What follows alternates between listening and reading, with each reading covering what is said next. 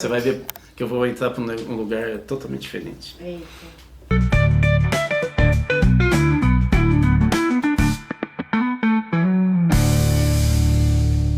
Oi, gente, nós estamos em mais um Rudá Analisa. Vocês não estão vendo, mas eu estou parecendo que eu estou numa máquina, assim, um foguete cheio de luz ao redor. Eu estou aqui nos meus dias de Fernanda Torres, né? Imagino que devo ganhar algum prêmio por causa disso, mas falando sério, a história é a seguinte: hoje nós vamos falar sobre a extrema-direita na América Latina. Então eu queria lembrar para você que, se você que acompanha, está gostando aqui dessa grade de videocasts, podcasts, né? Se inscreva nos nossos canais, no YouTube, no Spotify, né? Aí você vai ver, se você já não viu, tem um sininho lá. Isso não tem nada a ver com mordomo, com jantar, com refeição. Isso aí é para você, ao clicar, você receber notificação de que mais um programa nosso, um videocast, já está no ar e você pode acessar. Compartilhe o link desses programas, porque vocês sabem que nós não cobramos nada, a gente acha que isso é um serviço que a gente tem que prestar, e o nosso único pagamento é você compartilhar e falar: dá uma olhada nesse canal que é legal, tal, né? Depois, quem sabe, a gente um dia, se a gente se encontrar, a gente pode até ver de pagar uma cerveja, mais que isso também não, né? Que aí também já é compra de voto, a gente não gosta disso. Bom, a questão é o seguinte: sobre extrema-direita tem muita coisa legal. Eu vou pegar, só mostrar isso aqui, vocês vão entender por quê, e eu vou fazer um gancho. Esse é um dos livros que eu vou sugerir para vocês. Estou pegando a aba aqui. Esse cara, o autor, Joy Murrell, ele é de um grupo do Reino Unido que se chama Hope Not Hate. É um grupo antifascista, antirracista, do Reino Unido, e eles têm um fundo específico que eles viajam pela Europa e outros países para se infiltrar e desbaratar as organizações extremistas, em especial da Europa. A gente podia fazer uma coisa assim no Brasil, né? Mas lá eles fazem. Esse livro é um dos livros mais interessantes, de uma escrita fácil de leitura, falando de como que a extrema-direita se organiza na Europa, na Alemanha, né? Bom, vale a pena dar uma lidinha nesse livro, não é enorme, eu não sei dizer quanto custa, mas não deve ser barato. Eu só estava querendo mostrar o livro para dizer como que nós também temos culpa aqui no nosso continente, porque a gente não está se estruturando para combater a extrema-direita. A gente está o tempo inteiro na defensiva. Mas afinal, o que é essa extrema-direita na América Latina? A primeira coisa é só lembrar mais uma vez, eu sei que você está falando... Fala de novo, que extremismo na política significa gente que não tolera oposição. É gente que ameaça ou usa da força para eliminar o outro. Tem uma outra derivação importante que a gente não faz o link, que é do ultra-individualismo, do hiperindividualismo da extrema-direita, que é o negacionismo. Você vai falar: mas o que tem a ver uma coisa com a outra? É que o negacionismo, ele destitui ou ele desqualifica qualquer discurso que não venha da minha cachola. Daí que está o hiperindividualismo. Ou seja, qualquer discurso que vem da ciência, que vem de um poder que eu não tenho controle, como o judiciário, eu nego. Então, assim, da minha cachola a Terra é plana, a ciência mostra que não importa. Foi para a Lua, não foi para a Lua. Aquilo lá foi uma invenção, isso daí foi feito num estúdio, tal, não sei o quê. Ou seja, o negacionismo, ele reafirma o poder individual, inclusive das loucuras individuais. Essa ideia da loucura é importante, porque é através da loucura individual, além de eu aumentar o meu poder contra todos os outros poderes que estão muito distantes de mim. Eu não tenho doutorado, eu não fiz pós-doc, então assim, é tão distante de mim, eu aumento o meu poder quando eu falo: eles estão mentindo, o que eles estão falando é uma bobagem, é contra você. Como, por exemplo, eu nunca vou para a Lua, eu nunca vou ser juiz, então eu destruo o discurso meritocrático que tem a ver através da carreira pública ou da ciência, eu destruo para poder aumentar o seu poder, dizer: eu estou com você. Eu acredito nessa tua loucura. Eles acham que é louco, mas não é louco. Com isso, eu também legitimo a loucura do presidente ou do líder de extrema direita. Ele usar um cabelo maluco e começar a falar, nah, nós temos que ter uma criptomoeda, ou então nós temos que ter arma, todo mundo, pelo menos a criança tem que ter 3 armas e a cada mês ter mais uma. Né? E todo mundo acha que é normal, fala, não, mas não está na lei. Quem fez a lei é quem fez a lei. Todo mundo que usa terno, você usa terno. Então, há uma quebra de qualquer discurso ou de alguma interpretação da realidade em que quem faz esse discurso está muito longe de você. Você não tem poder sobre isso. Ele não está na tua casa, ele não está no boteco. O negacionismo valoriza as suas loucuras, as suas fantasias, valoriza tudo. E com isso abre espaço para que o líder também, em suas loucuras, tenha um mínimo de legitimidade. Ele conecta subjetividades. Vou citar aqui 2 autores que valem a pena você pesquisar. Eu sei que é um trava-língua o nome deles, mas como eu tenho um nome também assim, eu sou solidário a eles. A Lenka Bustivoka, ela vem escrevendo, você vai ver a foto dela aí, ela vem escrevendo sobre como o discurso da extrema-direita europeia sobre os migrantes, ele não tem base na realidade. Não existe fluxo migratório perigoso no leste europeu, por exemplo. As pesquisas dela mostram que não há. Mas o que ocorre então? Aí vem o segundo autor, o James Hidgrin, que fala que na verdade o discurso não fala sobre algo real, mas de uma possibilidade remota que gera o medo, e a partir do medo se opera a luta política. Então vocês veem que assim, é um discurso que não tem base, se chama sofisma, e a partir dele você cria um castelo.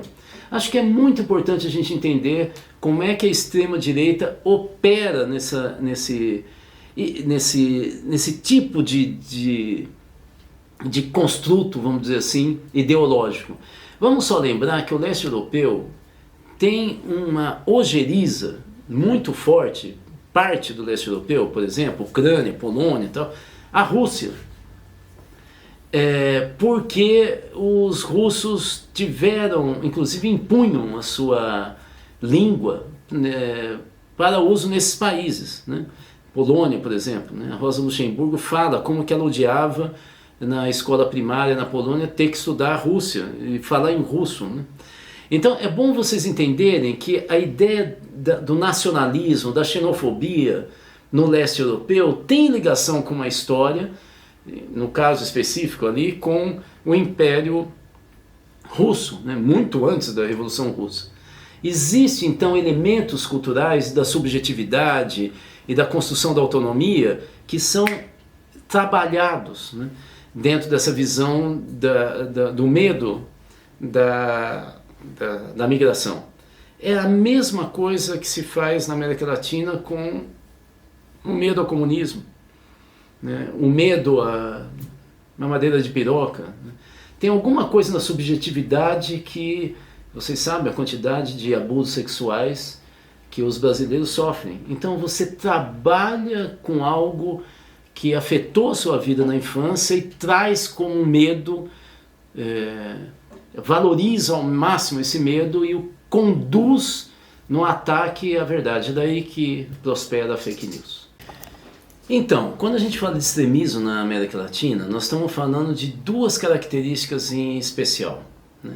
Além daquela que eu acabei de falar, né? O uso da violência ou ameaça de uso para eliminar a oposição, qualquer pessoa que pense diferente deles, né? Mas quando a gente está falando na América Latina, tem uma segunda característica muito importante que não tinha no fascismo europeu, nem no nazismo, que é o ultraliberalismo. Isso não tinha, porque quando a gente pensa no nazismo, nós vamos ter clareza, vamos estudando, de que eles trabalhavam com monopólio econômico e não com concorrência, não era livre mercado. Então, por exemplo, o uniforme dos nazistas, aquele uniforme elegante, preto, não sei o que tal, principalmente dos generais tal, quem fazia era o Hugo Boss. Então, assim, os nazistas escolhiam os carros, eram Volks, né? Ou seja, eles escolhiam empresas que seriam as comandantes da economia, com injeção de dinheiro, muito dinheiro estatal, e eles eram tão monopolistas na economia como na política. Só podia ter partido nazista mandando, o resto ia para campo de concentração, assassinado, apanhava e tal. Então, a primeira característica na América Latina é o ultraliberalismo. Ou seja, bolsonarismo é ultraliberal, né? Não quer intervenção do Estado. Aliás, de certa maneira, é o contrário do que o Bolsonaro sempre pregou. Ele, como toda pessoa de direita, ele antes do período bolsonarista que a gente conhece, ele era a favor de um Estado centralizador, né? Mas o bolsonarismo é contra, é ultraliberal. E também o Milei, nem preciso falar muito, ele é extremamente ultraliberal. Então essa é uma primeira característica importante. Mas a segunda característica, ou a terceira característica, é que a questão cultural, os valores que eles ligam com o comportamento social, muitas vezes parece muito mais potente de mobilização do que a pauta econômica. É engraçado porque o centro-esquerda na América Latina fica acuado e fala o tempo inteiro dos ganhos econômicos. Mas a gente está vendo, inclusive aqui no Brasil, como que essa discussão sobre ganhos econômicos, e nos Estados Unidos aconteceu isso também, não mobiliza as pessoas. Porque lá embaixo eles comparam com a vida que tinha anteriormente, né? E com vamos dizer assim, o sonho, né?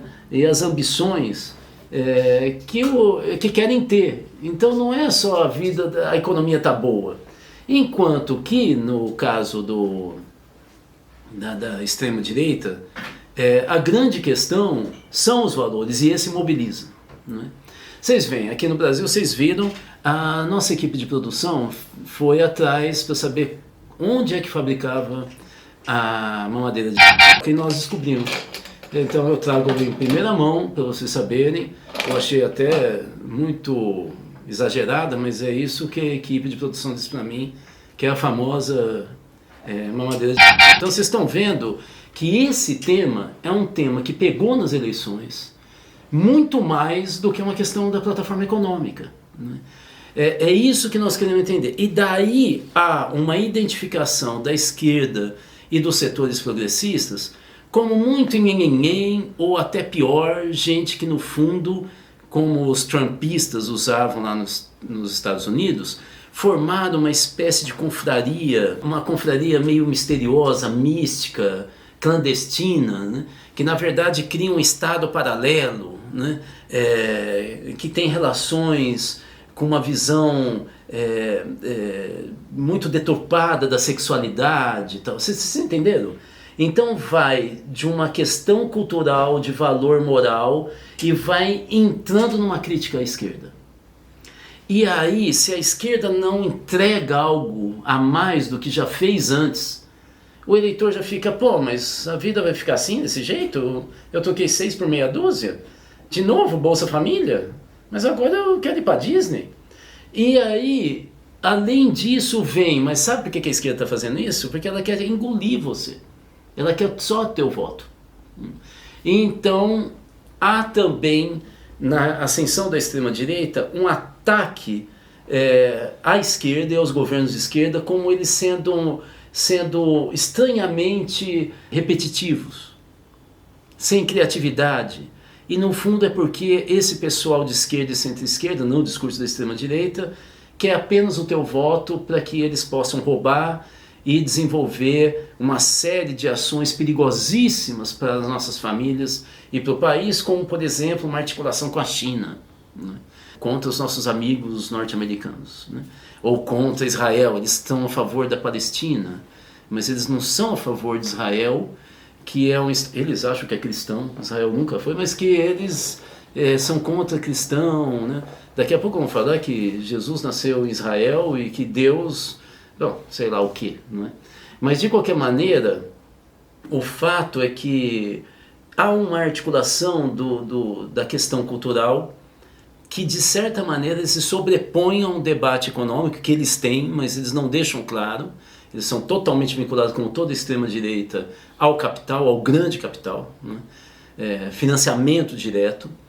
E no caso aqui do Brasil tem um detalhe importante, que o bolsonarismo sempre se apoiou no mercado varejista, de magazines, como é o caso da Havan, e também da área de alimentação, ou então Riachuelo, tal.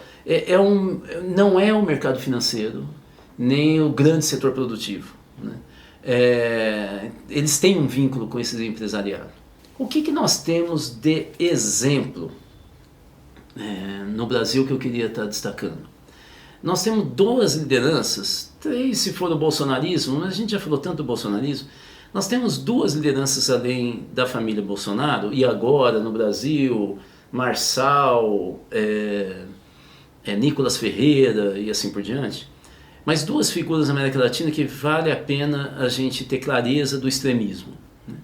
E aqui eu vou destacar uma característica de um deles, que se casa com aquela visão ultraliberal da economia. O primeiro, antes desse senhor que eu vou falar daqui a pouco, é o Bukele. Ele fez parte de uma organização de esquerda, ele se elegeu prefeito por essa organização de esquerda, e depois ele se elege presidente já agora indo para a direita. Então ele tem uma sacada de massas popular importante, que vem da esquerda, de uma leitura importante de organização de massas, né?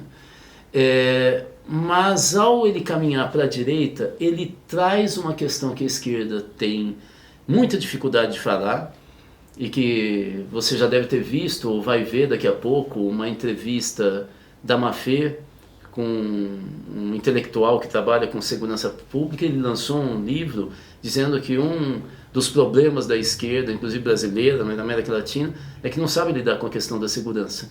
E o Bukele traz a questão da segurança como uma questão central e se torna extremamente popular.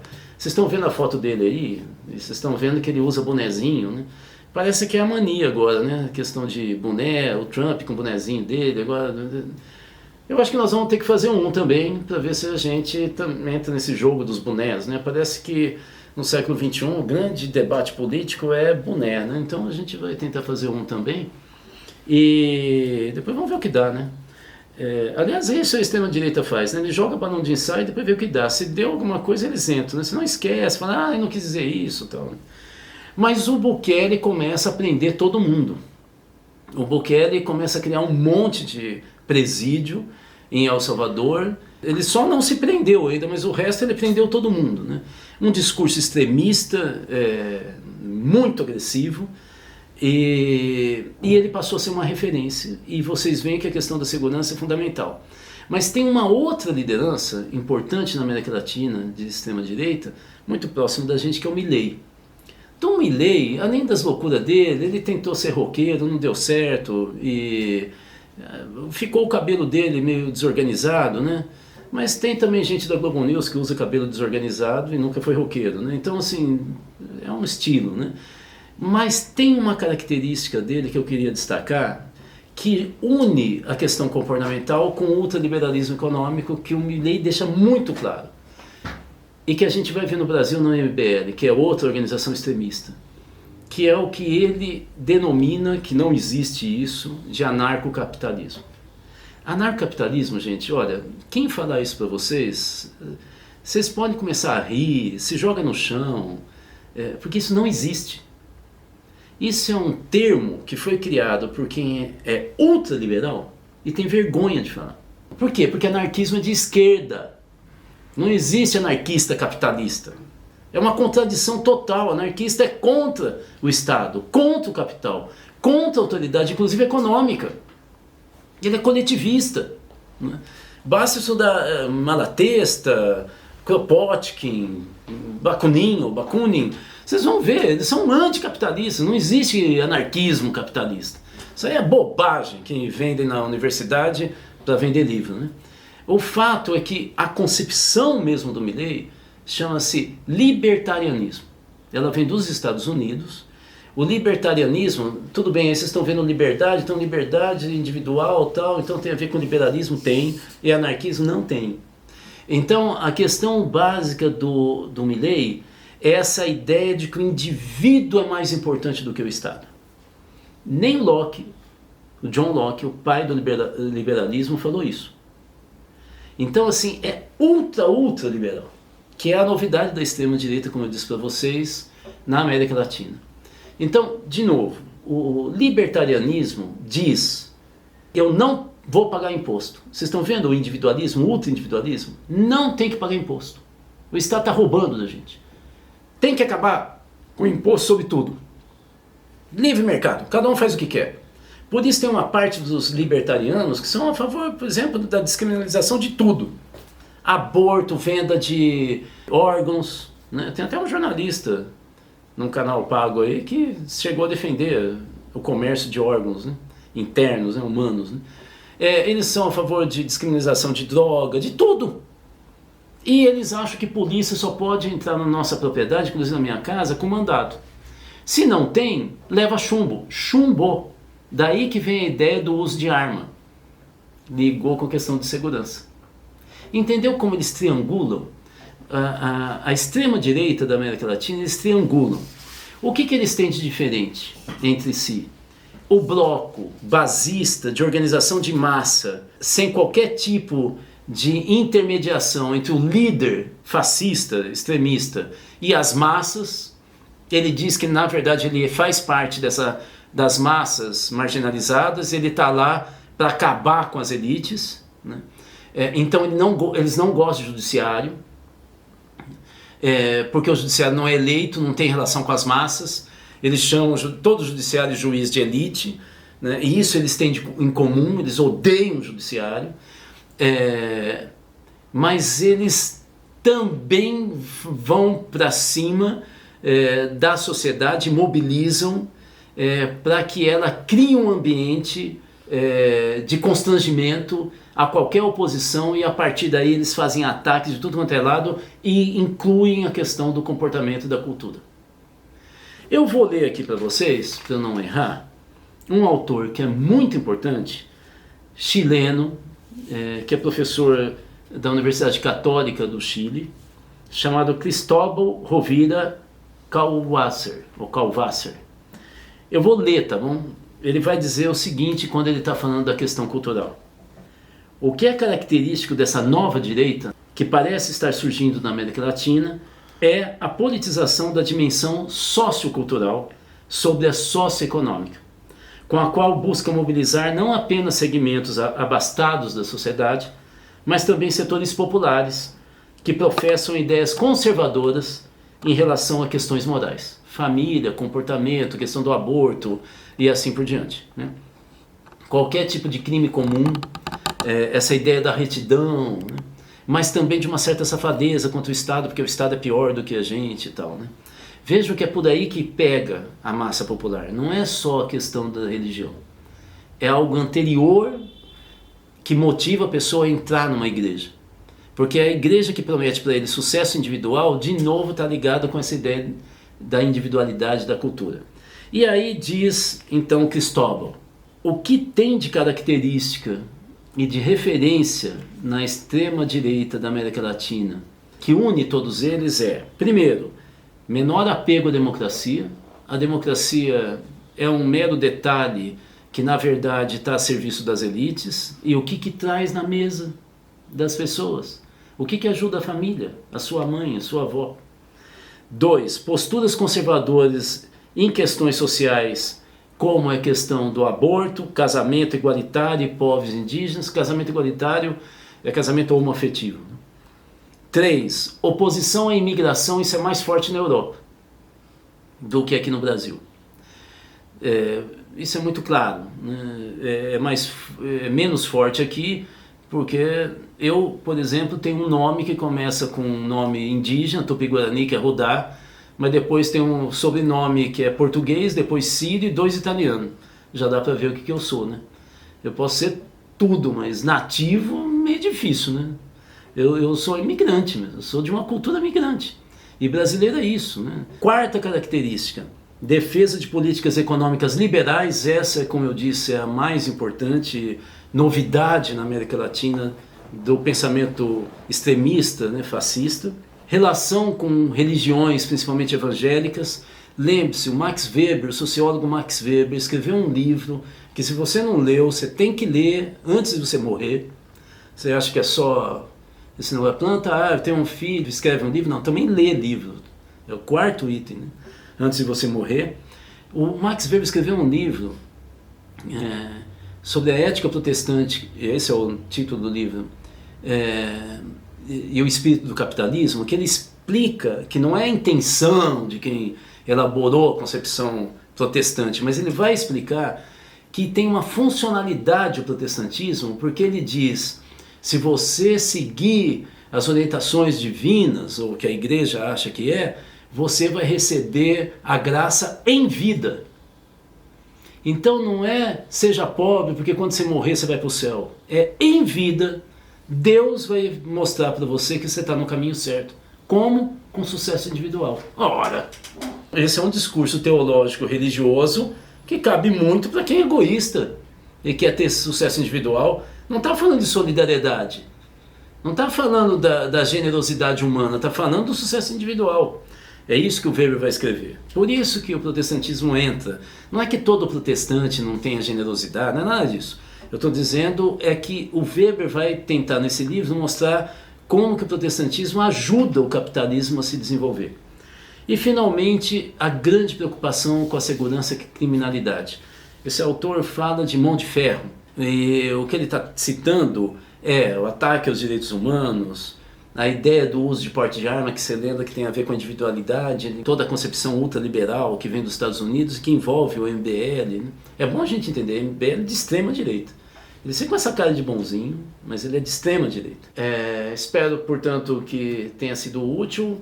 Mande sua cartinha, pode ser e-mail, não tem problema, ou manda mensagem aí, ó, nesse canal tem um lugar aí, chat e tal. Faça comentários, manda pergunta, fala, eu queria que você discutisse mais isso ou aquilo, vocês da Cultiva podiam pesquisar tal coisa, tal. Temas também.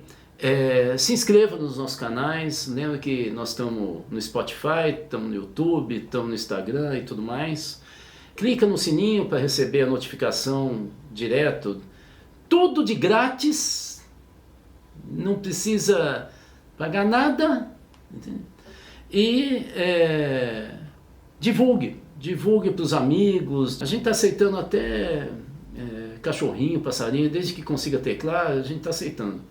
Divulgue para o máximo de pessoas possível, porque é para isso que a gente está fazendo toda essa produção, é para que a gente tenha utilidade de forma uma comunidade mais reflexiva, uma comunidade progressista e, se possível, de esquerda.